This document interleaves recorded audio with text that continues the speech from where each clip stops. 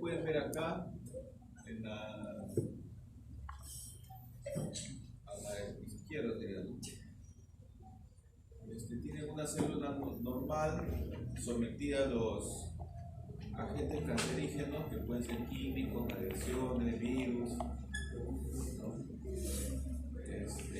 Se produce el daño, produce una mutación, pero es reparable, no afecta, ¿no? O afecta un poco y aparece una célula normal y una célula un poco dañada, un poco, ¿no? Ahorita puede ser mi mochila, en no, este caso se activan algunos solo un cuaderno. oncogenes, ¿no? Y como continúa el daño y no puede repararse, las células progresan a un conjunto, grupo de células malignas.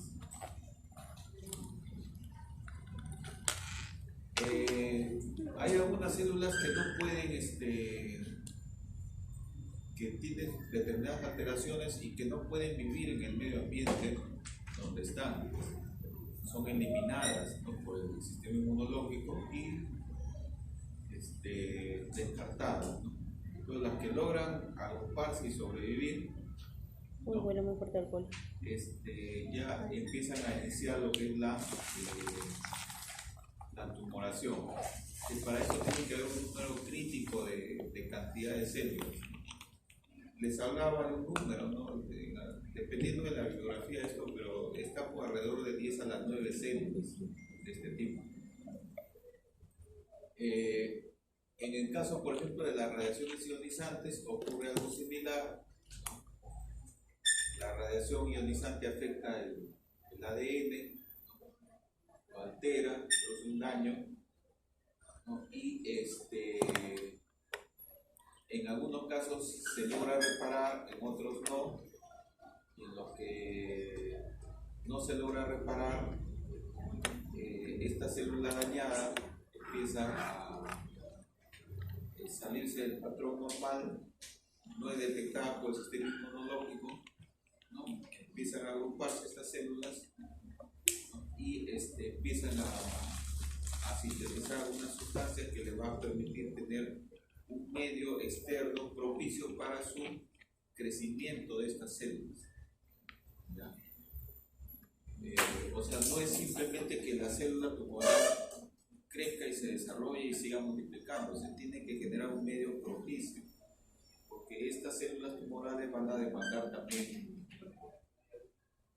alimentación, ¿no?, glucosa, oxígeno, ¿no? Entonces necesitan tener un tejido, un soporte, ¿no? Y ese soporte se llama, como habíamos visto por acá, el estroma. El estroma, donde van a estar estas células, ¿no?, que es muy importante también para la supervivencia de estas células tumorales. ¿Ya? Entonces, estas células tumorales van a ir creciendo y adaptándose al medio, porque al comienzo es un medio no inhóspito para estas células tumorales, ¿no? Entonces van a ir creciendo y generando un medio cada vez de mejores condiciones para estas células, ¿no?, tumorales.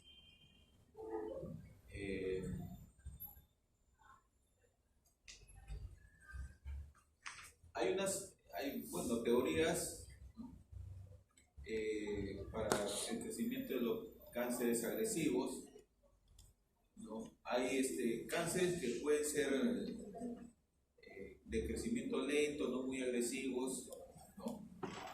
Hay otros que sí son muy agresivos. Por ejemplo, en algún momento estos cánceres agresivos, como necesitan alimentarse, ¿no?, inducen la formación de nuevos vasos, ¿no?, a través de la circulación principal que en algún momento llegaba o estaba cerca a este crecimiento de células, inducen que se formen vasos para este nuevo grupo de células tumorales. Entonces, eso se llama Angiogénesis. Que también se llama angiogénesis.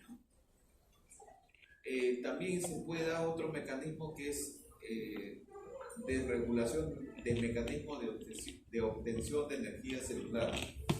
Normalmente nuestras células son dependientes de oxígeno, ¿no? Y metabolismo aeróbico, pero estas células pueden desarrollar otros mecanismos que están dentro de las capacidades de las mismas células, pero estas células son capaces de desarrollarlo aún mayor, que es metabolismos anaeróbicos, ¿no?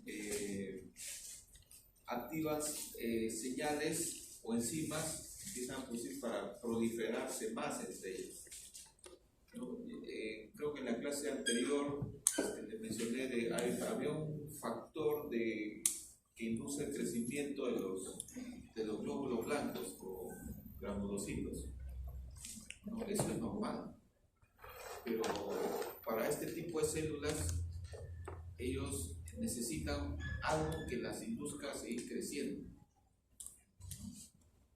de manera rápida. Entonces ellos empiezan a producir determinados tipos de sustancias similares, citocinas, ¿no? Que les induzca a su crecimiento también agresivo, ¿no? Rápido. Evaden la destrucción inmunitaria, ¿no? Bajo diversos mecanismos, ¿no?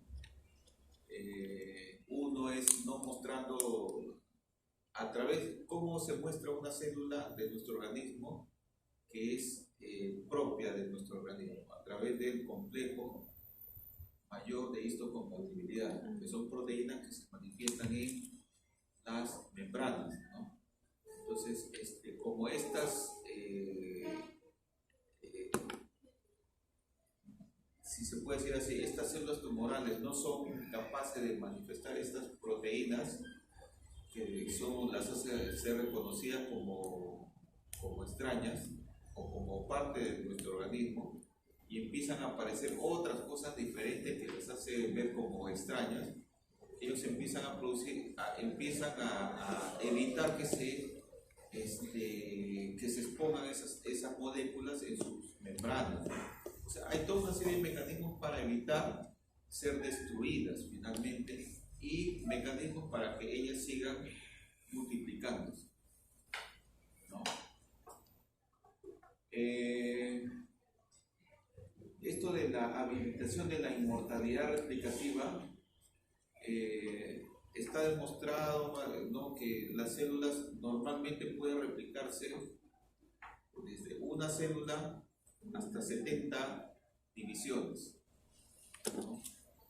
Entonces, es decir, hay un número de divisiones a las cuales se puede multiplicar. Después de esto, ya es difícil, imposible, ¿no? Pero las células tumorales logran desviar esta, digamos, y seguir multiplicándose indefinidamente, ¿no?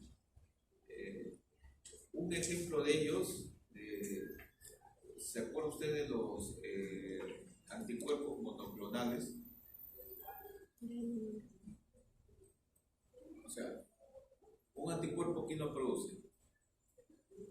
Una célula específica. Puede ser una célula T o una célula B. En este caso, se ha encontrado, cuando revisen ustedes la historia de estos de los anticuerpos monoclonales, se ha encontrado que un tipo de cáncer de una persona en específico, ¿no? Tenía esta capacidad de producir estas células que se reproducen indefinidamente, y son utilizadas para, ¿no? Producir, en este caso, anticuerpos monoclonales. O sea, las usan como fábricas para producir anticuerpos, ¿no? Y anticuerpos de varios tipos, ¿no? Para varias enfermedades.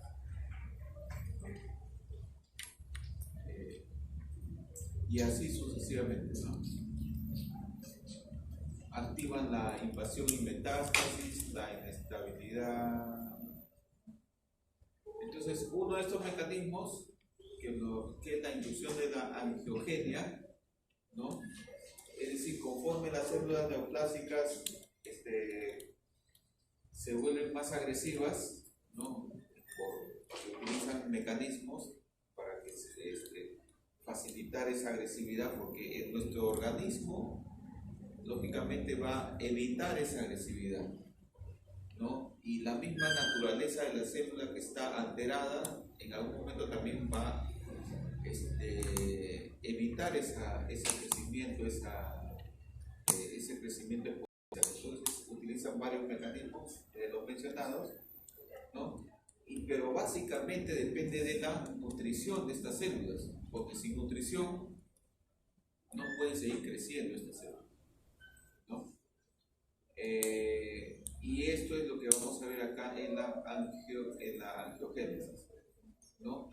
Y también el otro mecanismo principal es que si están localizadas, ellas no pueden seguir creciendo, entonces tienen que salir a otros lugares, ¿no? Y eso es lo que se llama metástasis, ¿no? Y la metástasis es de mal pronóstico, ¿no?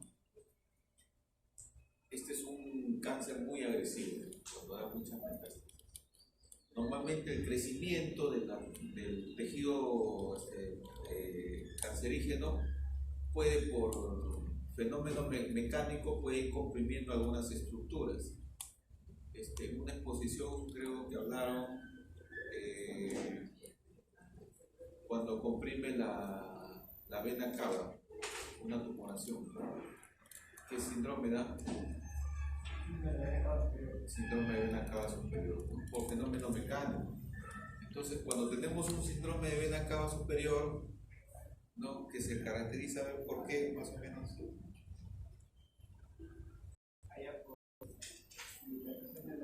Aumento de volumen, hay un aumento de volumen y de dilatación de la vena yugular, ¿no? Entonces, ustedes tienen que pensar, y si es de manera progresiva, ustedes tienen que pensar en buscar una neoplasia, la ubicación de esa neoplasia, cerca a una de las venas cavas, ¿no? Entonces podría estar indicando una tomografía con contraste de tórax, ¿no? Para ver si hay una tumoración, porque es como algo que esté comprimiendo la vena cava en alguno de sus recorridos, y algo que tenga bastante vascularización, ¿no? Entonces, dos indicios: una tumoración que comprime, ¿no? Y que tenga bastante vascularización, dos características, ¿no? Entonces, tenemos la angiogénesis, la invasión y metástasis, ¿no?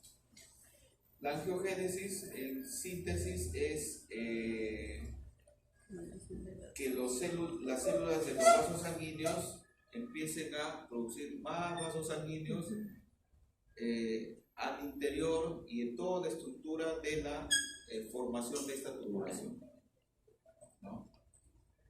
Esto es aprovechado, digamos, para el diagnóstico. También se utiliza la ecografía Doppler, ¿no?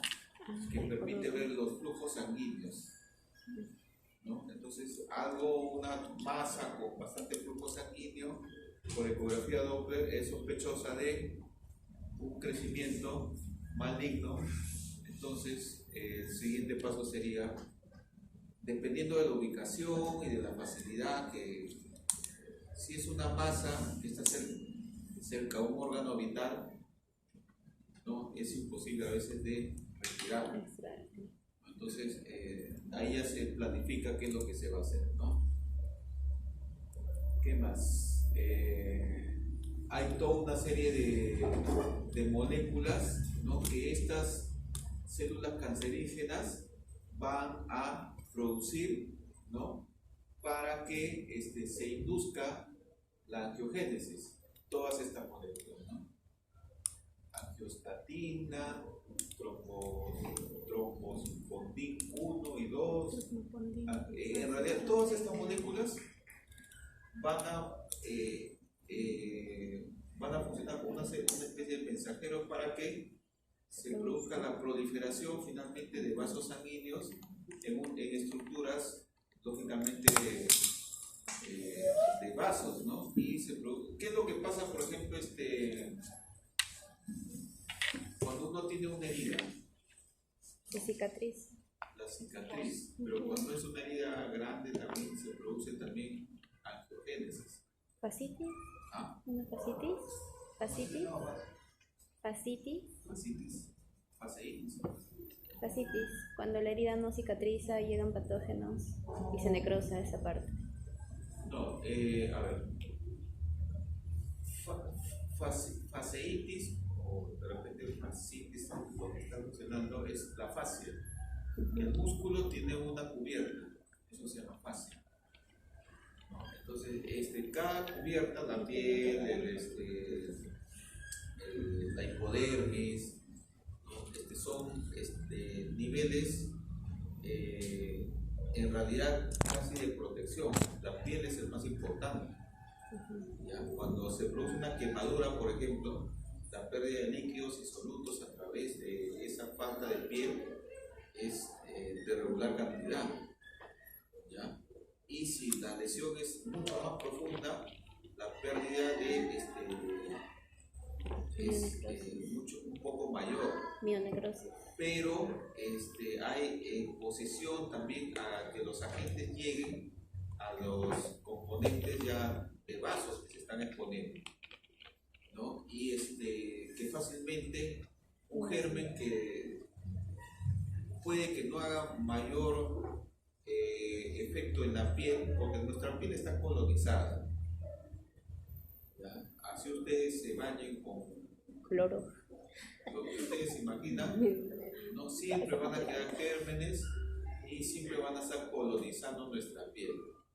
Esos gérmenes están en el medio ambiente y son característicos también de determinados tipos de tejidos. Entonces, cuando esas barreras se van perdiendo, la piel, el músculo, las fascias que protegen un poquito más adentro y llega a hueso, entonces todos esos tejidos se ven expuestos a gérmenes y entonces voy a tener una infección más rápidamente. Infección que va a ser, por ejemplo, una sepsis. Ustedes han visto estos pacientes que tienen úlceras, úlceras sacras. La primera se produce de la depresión. Para después. ¿Sí? Ya, entonces dependiendo de la profundidad, ¿no? Va a haber mayor lesión y mayor facilidad para que estos gérmenes ingresen a sangre y se produce una septicemia. Ese es el riesgo de que llegue a... ¿no? Pero normalmente cuando se empiezan a reparar estos tejidos, se empieza a curar, empiezan a aparecer un famoso tejido de granulación. ¿No? Un tejido de granulación y ahí es donde hay nuevos vasos. Ya, tejido de granulación. Pero eso es normal, ¿ah?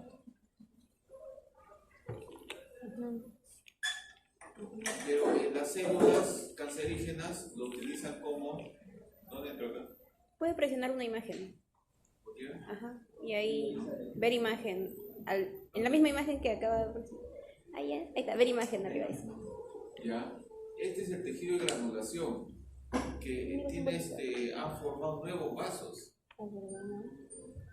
¿Ya? Eso es normal, o sea, la capacidad de neovascularización o angiogénesis es normal, pero las células cancerígenas lo utilizan ellos a propósito, ¿no? Ya por su cuenta para crecer.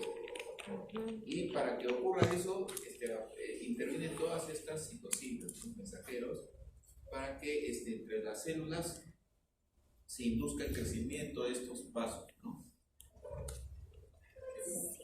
Más o menos esto sería uno de los mecanismos, ¿no? Ya, este es invasión y metástasis. Por ejemplo, este es el tejido tumoral, por aquí, ¿no? Que rompe normalmente todo tumor o todo tejido está relativamente encapsulados, algo que lo protege, ¿no? Pero estas células tumorales tienen la capacidad porque tienen la necesidad de seguir creciendo y llegar a otros lugares, abrirse espacios, llegar a vasos, ¿no? Y a través de la circulación sanguínea, nuevamente salir a otros tejidos, ¿no? Y empezar a crecer nuevas clonas, colonias de células. ¿Ya? Siguiendo la ruta de los vasos sanguíneos o los linfáticos. ¿Ya? Cualquiera, todo que lo conduzca, ¿no? Sirve para ello. Arteriales no es muy común, pero es posible. ¿Ya? Pero lo que sí está demostrado es linfático principalmente, y por vía cuando no hay linfáticos y hay otros vasos, también lo más probable sería por venas, ¿no? Porque la velocidad a la cual va la sangre en estas venas es menor que la velocidad a la cual va la sangre en las arterias. O sea, pero en teoría, pues, puede diseminarse por todos los vasos sanguíneos, arterias, venas, linfáticos, todo lo que fluye, ¿no?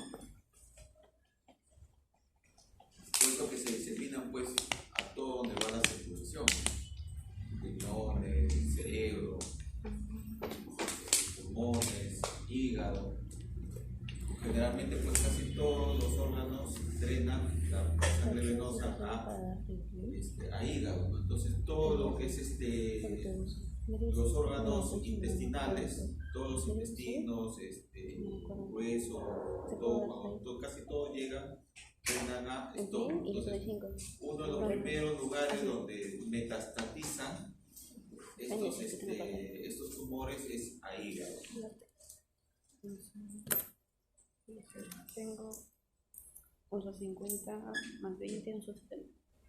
Entonces, como llegan a diferentes lugares y empiezan a crecer, ¿no? Uno no sabe, pues, en dónde están, ¿no? Y una de las formas de localizarlos es a través de imágenes que nos puedan dar aprovechando estas características, ¿no?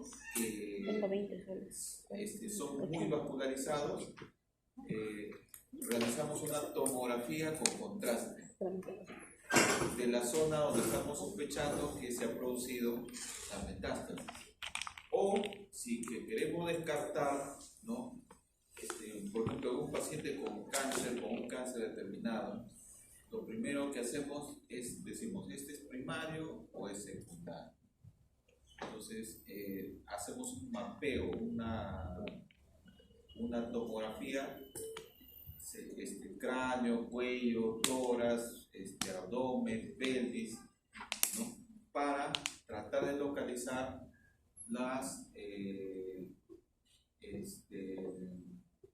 los nódulos, ¿no? Los nódulos donde están los crecimientos de estas células tumorales, ¿no? Entonces, y básicamente con contraste, porque el contraste, ¿dónde se coloca? ¿Alguien le ha puesto contraste alguna vez? ¿Le han hecho alguna tomografía con contraste? El contraste se coloca por vía venosa. Entonces, es una sustancia radioactiva y esa radiación es utilizada, es leída por el sistema que tiene el tomógrafo, ¿no? Y nos da una imagen diferente, un poco más radiolúcida, ¿no? Doctor, cuando Sí. hace referencia de si es primario o secundario, ¿hace referencia si es benigno o maligno? ¿O a qué? No. Primario significa la estirpe de donde salió. Por ejemplo, si es si yo tengo una tumoración cerebral, Ya. ¿no? Yo tengo una tumoración cerebral y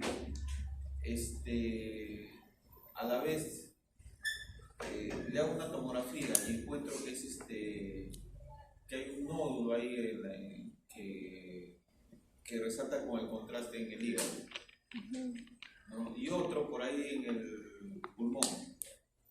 Yo digo, pues, para dar el tratamiento, yo tengo que saber qué tipo de célula es. Porque según el tipo de célula, ¿no?, es que se orienta el tratamiento. Entonces, la pregunta es un solo cáncer? ¿Es un solo tipo de cáncer? ¿O es uno que ha dado metástasis a otros órganos? Ese es secundario. Ese sería secundario. Ya. ¿Cuál sería el secundario? Entonces, para eso yo tengo que hacer la biopsia. Porque yo tengo una tumoración, acuérdense, hígado, por decir estómago, cerebro, riñón, por decirlo. Y tengo que hacer biopsias. En este caso, biopsias dirigidas. ¿Ya? Biopsias dirigidas. Entonces, en el caso del cerebro, se hace una estereoataxia cerebral. Es una ataxia, no está en el papel. ¿Ya? Entonces, con estos aparatitos, ¿no?, se fija un punto donde voy a entrar y sacar la muestra. ¿Ya? No es lobotomía, la lobotomía. Con estos aparatitos se fija el punto donde tomográficamente se ha determinado que ahí está, y con eso se entra con una aguja fina y se atraviesa hueso, cerebro y se saca la muestra. Y se estudia. Se hace también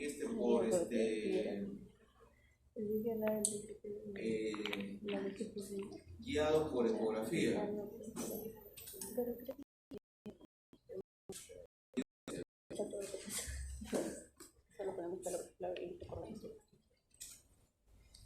Biopsia guiado por ecografía, ya sea de mama, de hígado, ¿no?, de próstata, ¿no?, guiado por ecografía.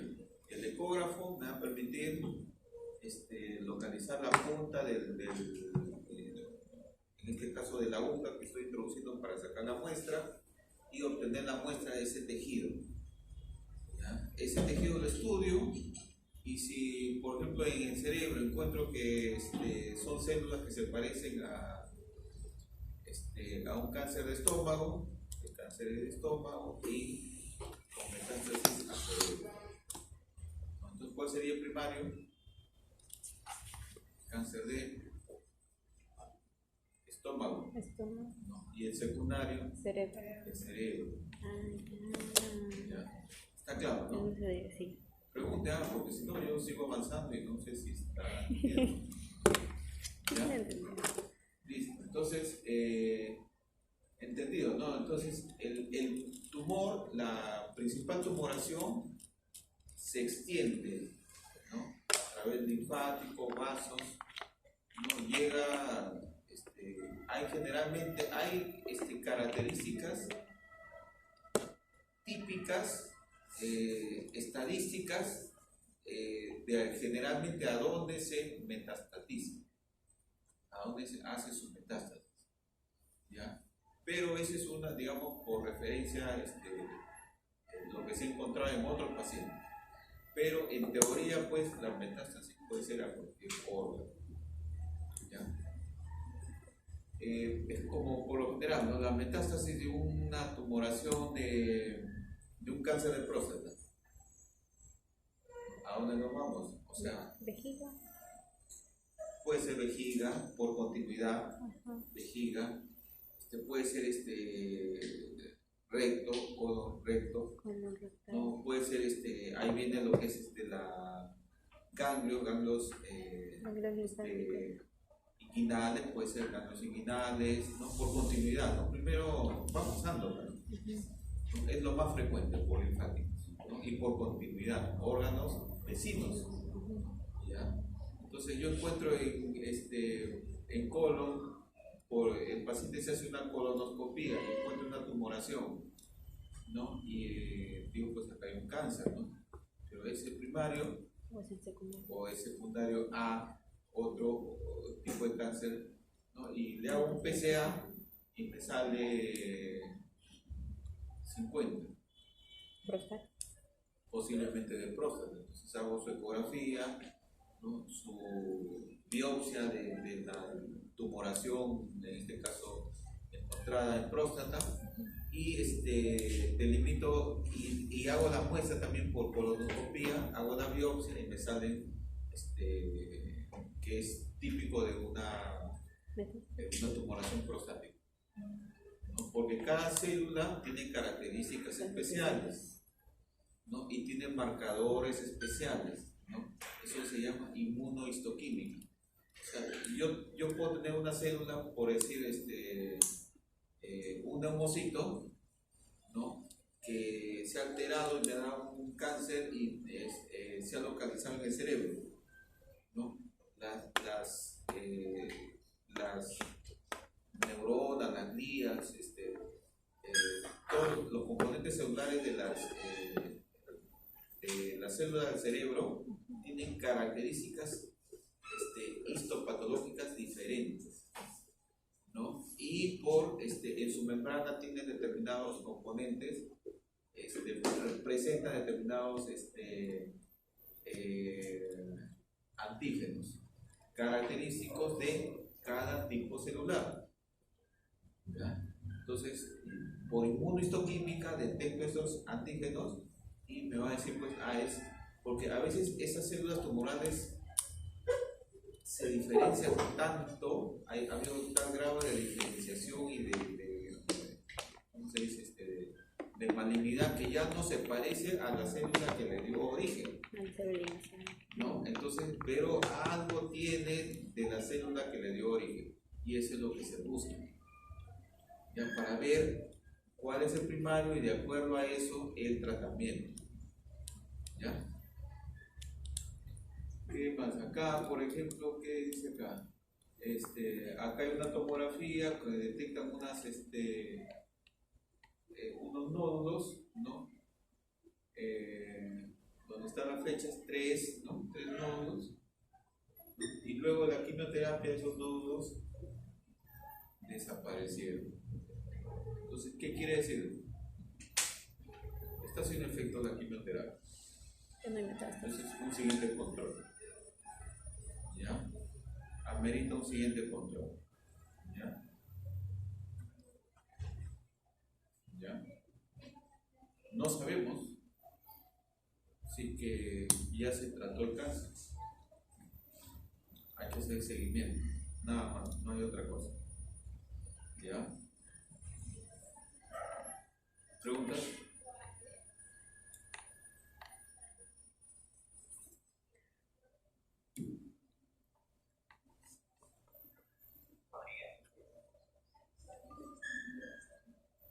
En este caso, metástasis hepática y esplénica, ¿no?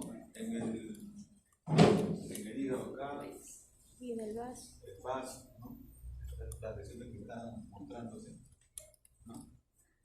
Y que son múltiples, que son evidenciadas por esta tomografía, ¿no? La tomografía con contraste de cáncer, vamos a poner cáncer hepático.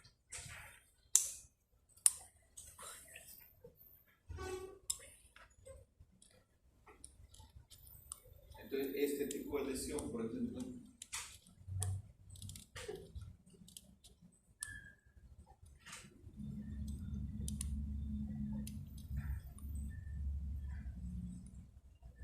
lesiones que ya después en sus cursos lo van a ir viendo cómo se pueden diagnosticar.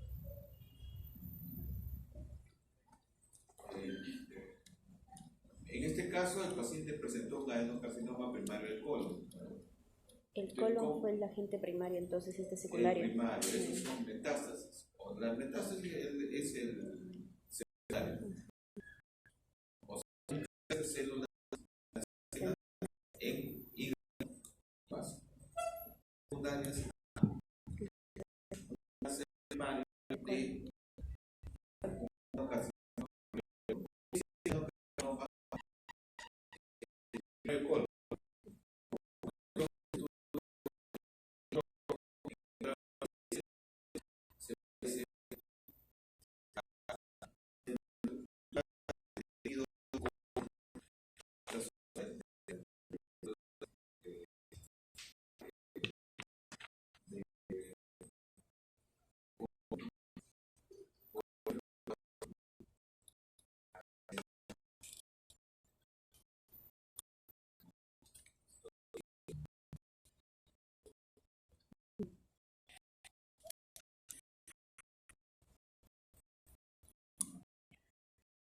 ¿Quién lo pega?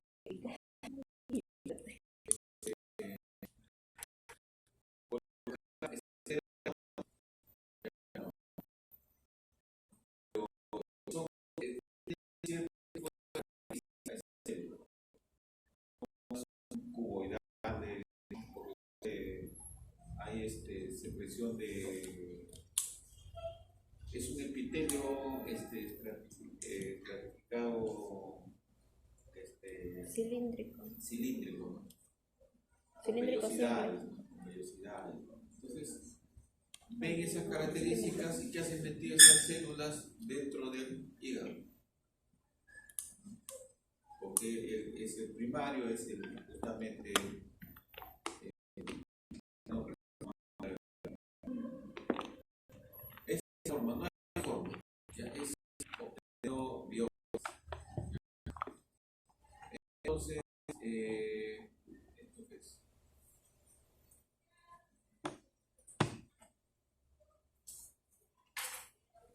inmunidad y cáncer. Una vez que se ha producido, digamos, el crecimiento ya de las células cancerígenas, un grupo de células,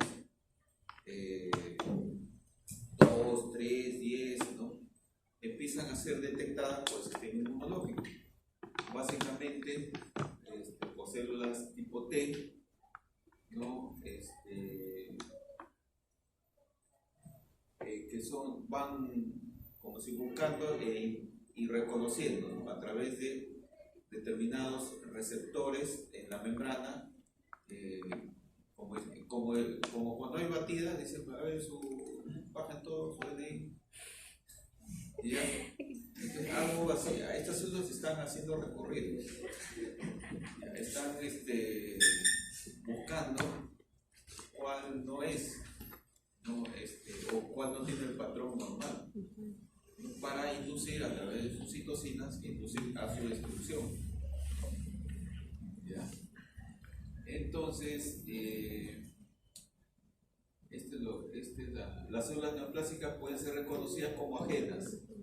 El sistema inmune adaptativo, lo que habíamos hablado en la clase anterior, es capaz de controlar las neoplasias a través de estas CD8. O sea, acá una pregunta podría decir quiénes son los linfocitos T que controlan la aparición de neoplasias, ¿no? Entonces le pueden poner CD4, linfocitos T4, CD4, CD8, entonces son las CD8, ¿no? O después ponen linfocitos B también para desorientarlo.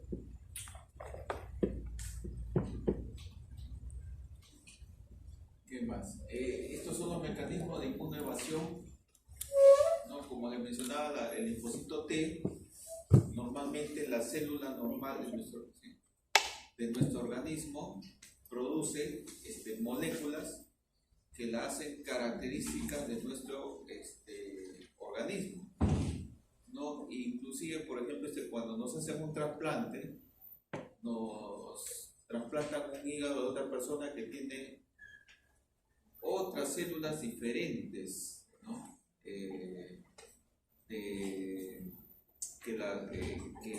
Que no son detectadas como nuestras.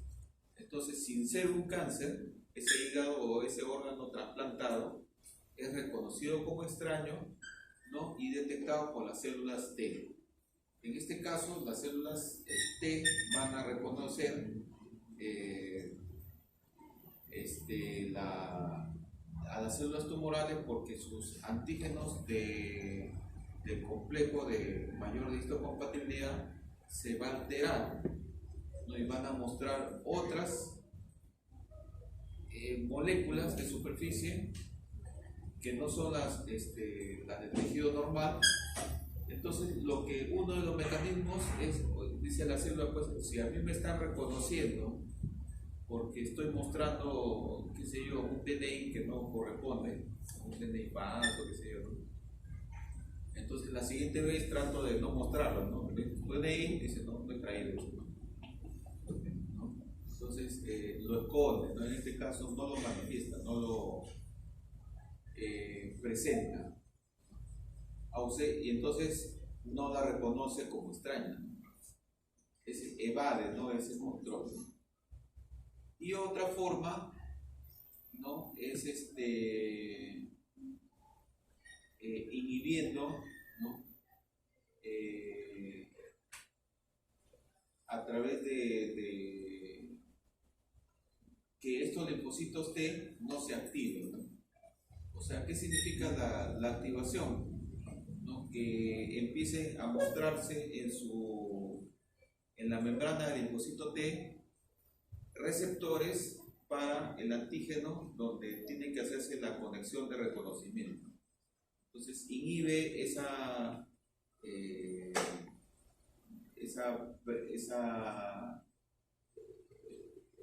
presencia, muestra de estos receptores.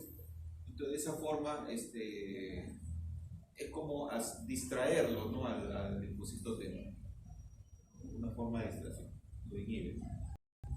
En este caso sería como darle una coima, pues, ¿no?, al vigilante, ¿no?, para que uno lo deje pasar. Mecanismo de escape, entonces son, como les digo, varios mecanismos, ¿no?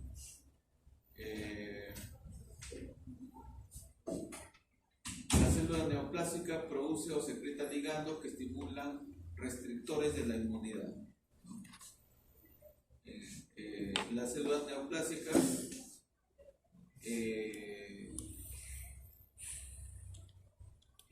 hacen que se inmunosuprima, ¿no?, la presencia de citoquinas inmunosupresoras. O sea, inducen que se produzca inmunosupresión, ¿no? La inmunosupresión hace de que no se produzcan muchas, se debilite el sistema inmunológico y con ellas la multiplicación de las células T y la producción de estas interleuquinas o sustancias citoquinas que van a determinar el reconocimiento de estas células extrañas, ¿no? O que no, a través de la no expresión, ¿no?, de los antígenos característicos. Entonces, de esta forma, las células tumorales escapan al control de los linfocitos T. Y al escapar, ¿no?, continúan su crecimiento. Si no logran escapar, lo que va a pasar es que el linfocito T va a inducir la apoptosis finalmente o la muerte de esta célula tumoral.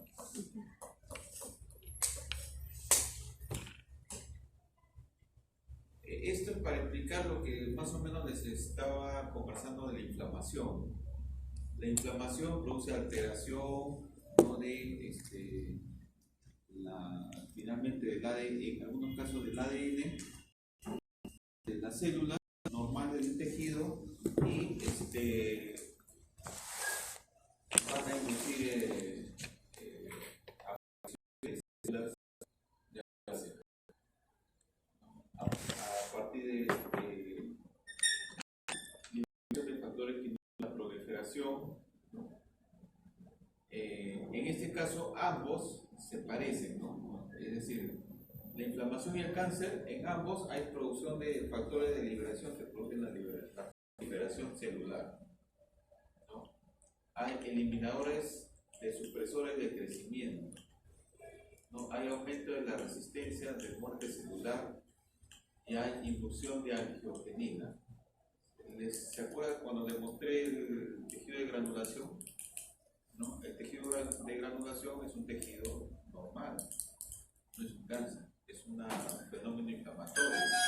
Entonces, las células tumorales utilizan todos estos mecanismos normales para finalmente supervivencia de este cáncer, ¿no? Sí.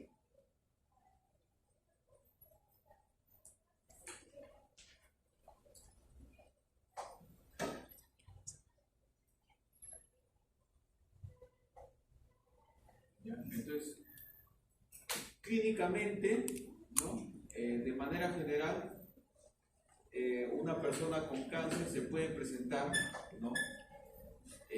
Con fiebre, baja de peso, caquexia. ¿Ya han hecho semiología ustedes? No hemos llegado a todas las semanas. ¿Cómo? ¿Cuánto se va a hacer? Ya, esta es una persona con caquexia. ¿Cuánto se va a hacer? ¿No? ¿Se nota ahí? Ya, claro, este ya una exagerada pérdida de peso, ¿no? ¿Ya? Entonces, en estos casos, pérdida de peso, generalmente uno no va a esperar porque también que la persona pierda 50 kilos, ¿no?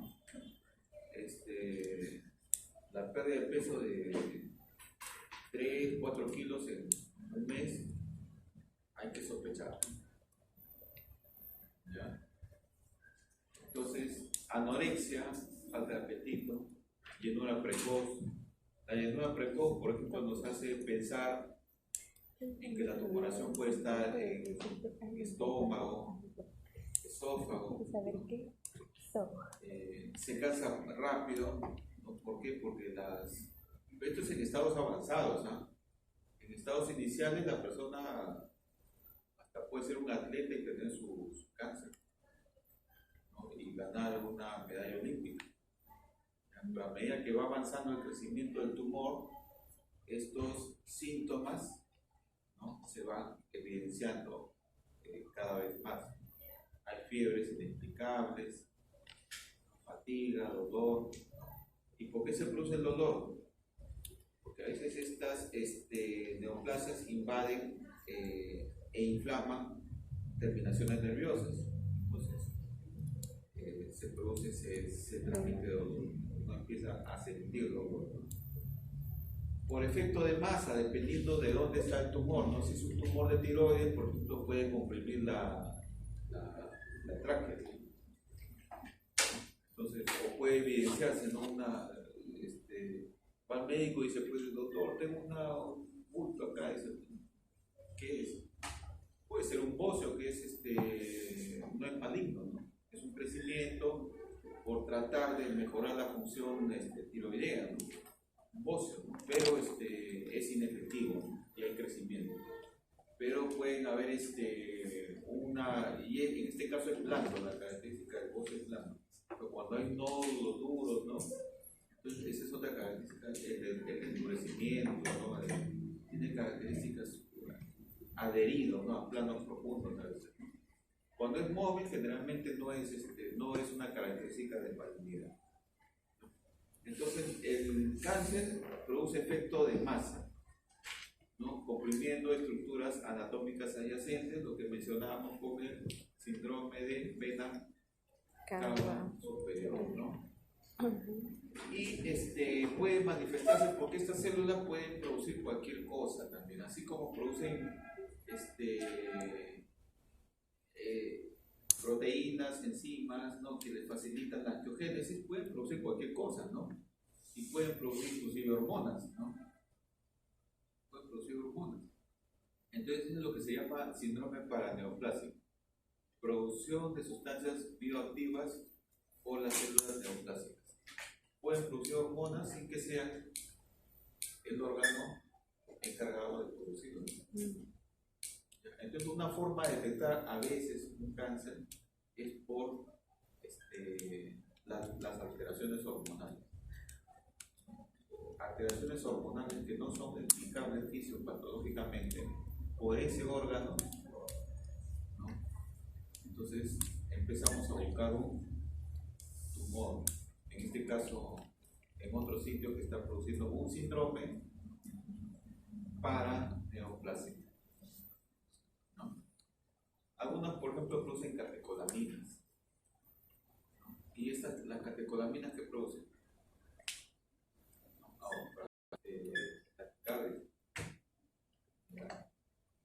¿Preguntas? Algunos ejemplos de síndromes paraneoplásicos, por ejemplo, síntomas, síndrome de Cushing, ¿no? que lo produce el carcinoma de células pequeñas del pulmón. Imagínense un carcinoma de células del pulmón produciendo cosas que producen la glándula suprarrenal. O sea, esas células se alteran tanto que empiezan a producir cosas para beneficio de ellas, como que también pueden producir otras cosas. ¿Ya? Síndrome hipercalcemia, por ejemplo, un carcinoma de mama, un carcinoma de pulmón. O sea, viene una paciente, mujer de 20 años, vamos a ponerle 30 años, un poquito de fatiga, ¿no? Y le hacen un examen de sangre, le encuentran hipercalcemia. Y al examen de mama hay un. Entonces, eso encajaría con un síndrome paraneoplásico.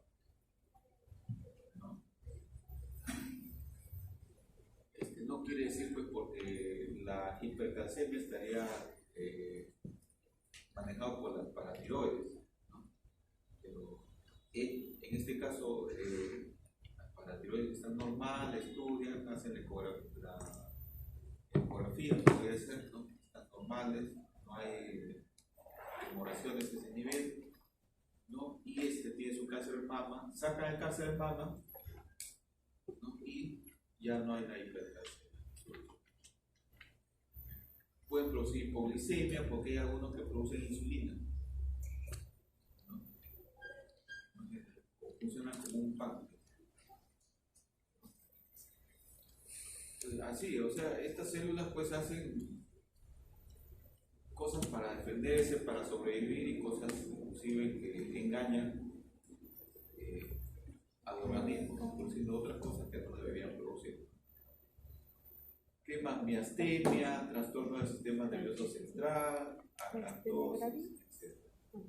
Entonces acá, por ejemplo, tenemos un caso ya para terminar. A ver, ¿quién nos da algunas pistas? Carmela, 37 años, fumadora, madre con neoplasia de colon, fumadora desde los 14 años, usuaria de baños de radiación UV desde los 32, o sea, 5 años, ¿no? Acude por masa en mama derecha. La masa es no dolorosa, presenta un crecimiento progresivo persistente desde hace 4 años. ¿No? La masa en la mama derecha. Ha bajado 14 kilos, ¿no? En 2 meses, tiene poco apetito, fiebre y sudoración vespertina en estos meses. O sea, como que encaja, ¿no? En el cuadro de sospecha de un cáncer, ¿no? Y tiene la tumoración en la mama, entonces lo primero que hay que pensar es un cáncer, y por los síntomas un cáncer maligno.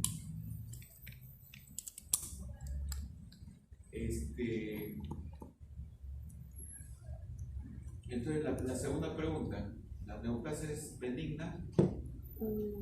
¿No? Y ahí dice la respuesta, pues se realiza la biopsia por arpón, en este caso biopsia debe ser, y se diagnostica adenocarcinoma ductal de mama. O sea, ¿por qué? Cáncer maligno. ¿Y por qué se debe la crisis de dolor? Tiene dolor. Lojas. ¿Posible metástasis?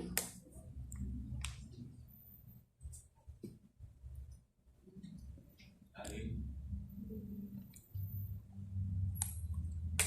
Porque invade fibras nerviosas, ¿no? Se invade fibras nerviosas, inflama las terminaciones nerviosas y produce dolor. Puede ser también un efecto de masa, ¿no? Inflamación, dolor. Pero en relación a las fibras nerviosas que están adyacentes con el área. ¿Qué más? Dice, ¿qué aberración genética pudo haber sido el primer golpe? A ver, ahí. ¿Qué aberración genética pudo haber sido el primer golpe? Ser fumadora. Ser fumadora. ¿Ah? La predisposición genética de tener neoplasia de colon. Por la madre. Claro, por la madre.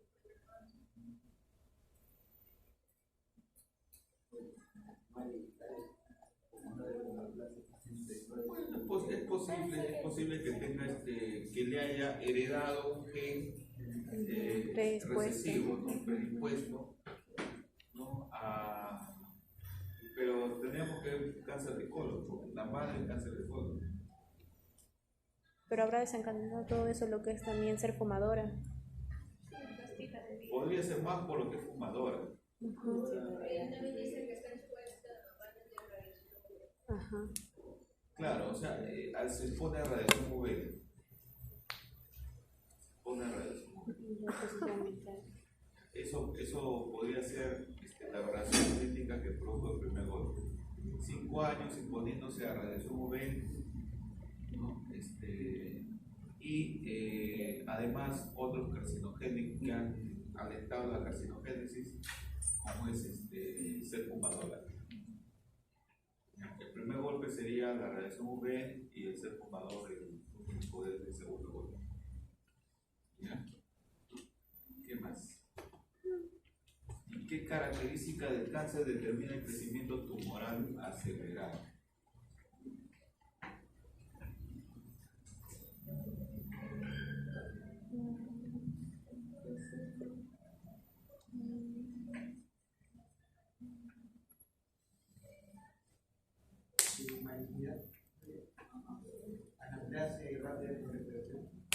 Claro, en este caso, acá todo mira acá, ¿no? En la información que le dan. O sea, no es buscar información o explicación fuera del texto. Digamos, normalmente este tipo de preguntas las hacen para encontrar la respuesta dentro del texto que les están mostrando. En este caso sería el crecimiento progresivo persistente desde hace 4 años. Perdón, 4 meses. Crecimiento progresivo persistente.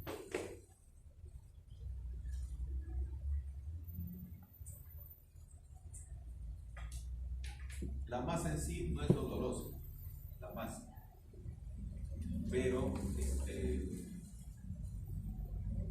puede invadir, ¿no? Fibras nerviosas. Zonas, terminaciones nerviosas. La masa en sí, cuando la palma, no es sensible al dolor. ¿Qué más? ¿Preguntas?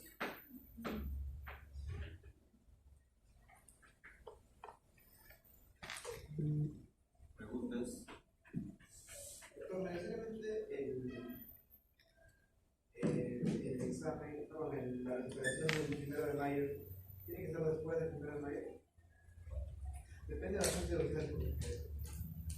Miren, consulten si se puede hacer antes. Yo me imagino que la clase programada está al día y que la ¿Mío o tuyo?